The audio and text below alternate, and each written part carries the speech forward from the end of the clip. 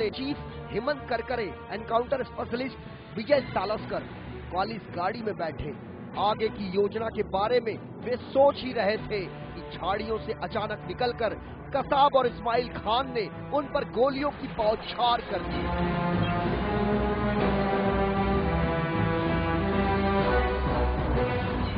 जिसमें हेमंत करकरे, अशोक कामटे और विजय सालस्कर ने मौके पर ही दम तोड़ दिया।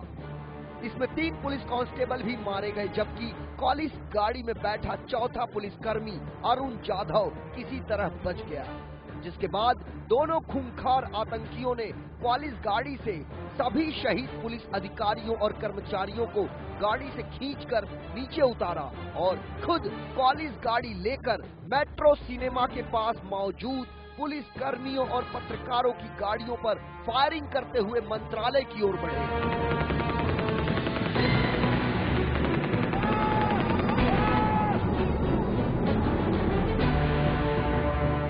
जहां कॉलिस गाड़ी का टायर पंचर देख उन्होंने बगल से गुजर रही सिल्वर कलर की स्कोडा कार को गन पॉइंट पर हाईजैक कर लिया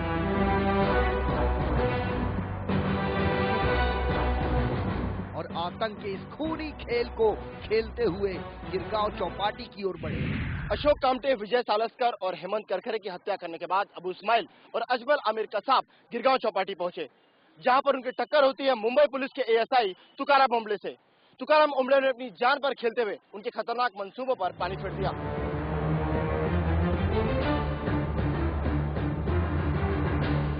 विधान भवन से गन पॉइंट पर किसी व्यवसायी का स्कोडा कार लेकर कसाब और अबू इस्माइल खान मरीन ड्राइव से होते हुए गिरगांव चौपाटी की ओर बढ़े ही थे कि वहां पर पुलिस ने डबल बैरिकेडिंग लगा रखी थी, जिसे देख उन्होंने स्कोडा कार रोक दी और जब पुलिस ने उन दोनों आतंकवादियों को आत्मसमर्पण के लिए ललकारा तो उन्होंने बड़ी शातिरता से स्कोडा कार का वाइपर चला दिया ताकि सामने से आ रही रोशनी में उन्हें कोई देख न सके और उसके बाद उन्होंने स्कोडा कार को स्पीड ब्रेकर पर चढ़ाकर भागने की कोशिश की। लेकिन पुलिस ने उन्हें जब आखिरी चेतावनी दी तो उन्होंने कार के भीतर से फायरिंग करनी शुरू कर दी, जिसके जवाब में पुलिस ने भी फायरिंग की, जिसमें अबू इस्माइल खान मारा गया। कुछ देर चली गोलियों के बाद जब सन्नाटा पसरा तो पुलिस टीम आगे की ओर बढ़ी, लेकिन पुलिस टीम में मौजूद एएसआई तुकाराम ओम्बले ने आगे बढ़कर जैसे ही कार का दरवाजा खोल आतंकी कसाब को पकड़ने की कोशिश की, वैसे ही AK-47 गन से आतंकी कसाब ने तुकाराम ओम्बले पर गोलियों की बौछार कर दी। लेकिन मुंबई पुलिस का वो जाबाज तुकाराम ओम्बले आतंकी कसाब की गोलियां खाते हुए उसका गन पकड़ लिया और वहां मौजूद तमाम पुलिसकर्मी कसाब पर टूट पड़े।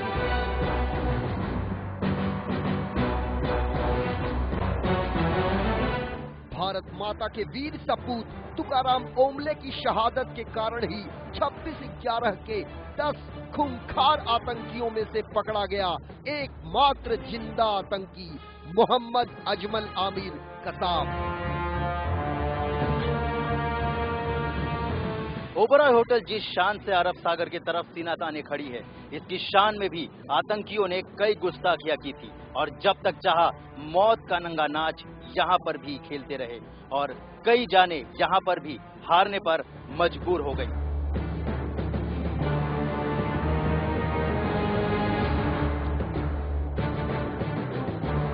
हर जगह खून की होली, हर जगह आतंक का खूनी खेल, वह खेल जो हैवानियत की पराकाष्ठा कही जा सकती है।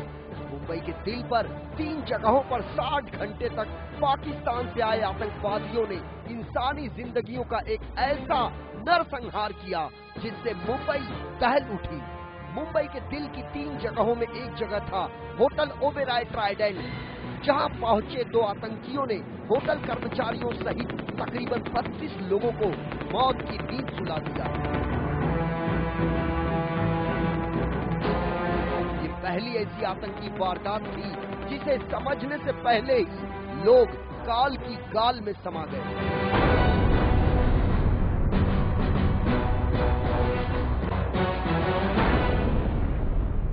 आतंकियों ने अपने आतंक का कहर सिर्फ इन जगहों पर ही नहीं बरसाया, बल्कि जिस टैक्सी से वो उतरे थे उस टैक्सी में भी उन्होंने रखा था मौत का सामान।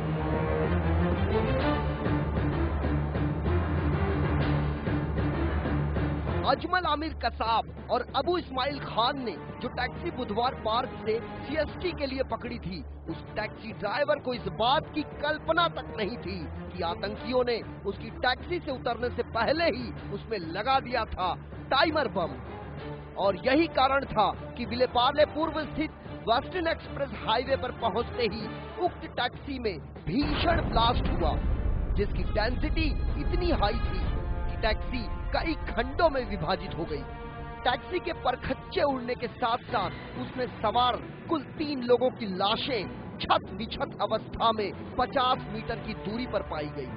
वहीं बुधवार पार्क से निकली आतंकियों की दूसरी टैक्सी में भी पहली वाली टैक्सी की तर्ज पर टाइमर बम फिट किए गए थे, जो मुंबई के वाड़ी बंदर इलाके में ब्लास्ट हुए। उसमें भी ड्राइवर सहित कुल 2 महिला यात्रियों की मौत हो गई। आतंकी अत्याधुनिक हथियारों से लैस थे, वहीं मुंबई पुलिस के लिए इनका सामना कर पाना मुश्किल ही नहीं नामुमकिन था। आखिरकार एनएसजी को दिल्ली से मुंबई आकर मोर्चा संभालना पड़ा।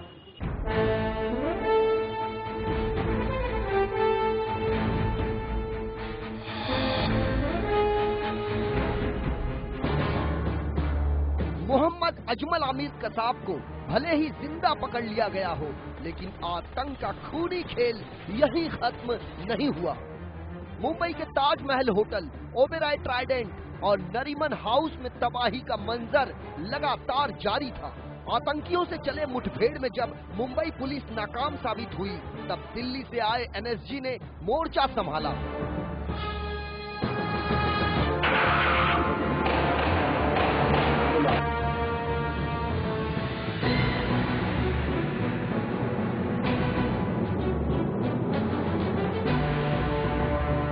एनएसजी कमांडोज ने हेलीकॉप्टर के जरिए नरीमन हाउस, ओबेरॉय ट्राइडेंट में प्रवेश किया और कड़ी जद्दोजहद के बाद पूरे 60 घंटे चले उन आतंकियों के खूनी खेल को खत्म कर दिया।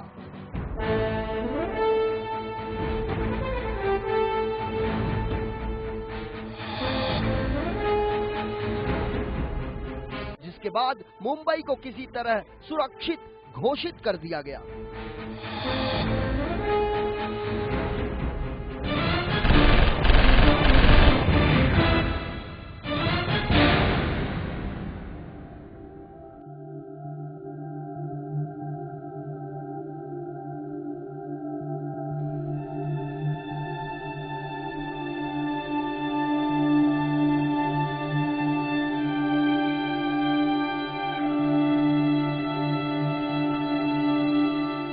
नगरी में चली तकरीबन 60 घंटे के इस आतंकी रक्तपात में तकरीबन 166 लोगों की बड़ी निर्दयता से हत्या की गई। वहीं लगभग 293 लोग गंभीर रूप से जख्मी हो गए थे। मरने वालों में कुल 138 लोग भारतीय नागरिक थे, जबकि 28 लोग विदेशी मूल के नागरिक थे। इसके अलावा जिन 17 लोगों ने अपनी शहादत दी, उनमें से 15 पुलिस कर्मी थे, जबकि एक मेजर और एक कमांडो का समावेश था।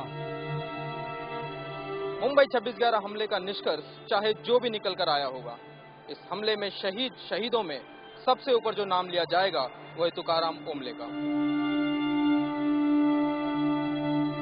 26/11 आतंकी हमले में शहीद हुए लोगों की यदि बात करें तो एएसआई तुकाराम ओम्बले एक ऐसा नाम था जिसने 26/11 आतंकी हमले में एकमात्र जिंदा आतंकी अजमल आमिर कसाब को पकड़ने में अपनी जान की बाजी लगा दी। यदि अजमल आमिर कसाब को शहीद तुकाराम ओम्बले ने दबोचा नहीं होता तो ना जाने और कितने बेगुनाहों को अपनी जान गंवानी पड़ती।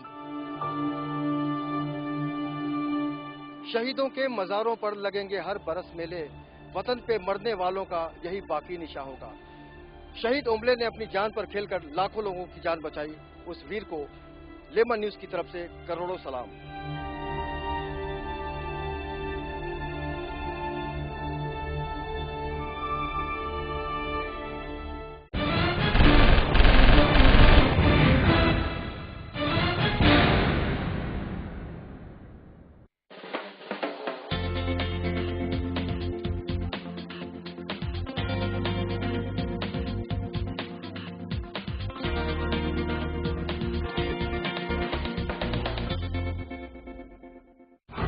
26-11